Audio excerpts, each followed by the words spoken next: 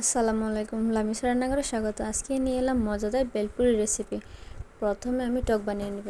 একটু পানি দিয়ে তেঁতুলটাকে আমি প্রথমে চটকে নিলাম। তারপর চিনি, মরিচের গুঁড়ো এবং ধনেপাতা দিয়ে একটু নেড়ে চেড়ে নিব।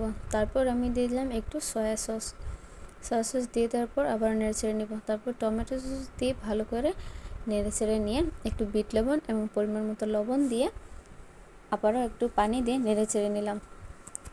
এখন আমি বানিয়ে নিব বেলপুরি। আমি বেলপুরির ময়দাটাকে আগে থেকেই মাখিয়ে রেখেছিলাম। আমি এখানে একটু লবণ দিয়ে আগে থেকে এটা মাখিয়ে রেখেছিলাম কিছুক্ষণ। তারপর বড় একটা রুটি বানিয়ে গ্লাসের সাহায্যে আমি একটি মাপ করে গোল গোল করে বেলপুরিটা বানিয়ে নিলাম। তারপর একটি কড়াইয়ে তেল গরম করে নেওয়ার পর আমি বেলপুরিগুলোকে ছেড়ে দিলাম। কি সুন্দর ফুলে ফুলে উঠছিল। তো একটুখানি লাল হয়ে আসার পর আমি বেলপুরিগুলোকে তুলে নিলাম। এখন আমি বানিয়ে নিব আলুর ভর্তাটা। একটু লবণ এবং শুকনো মরিচ ভাজাটাকে গুঁড়ো করে নিলাম। আমি এখানে আগে থেকে আলু সিদ্ধ করে রেখেছিলাম এবং মটরগুলো সিদ্ধ করে রেখেছিলাম।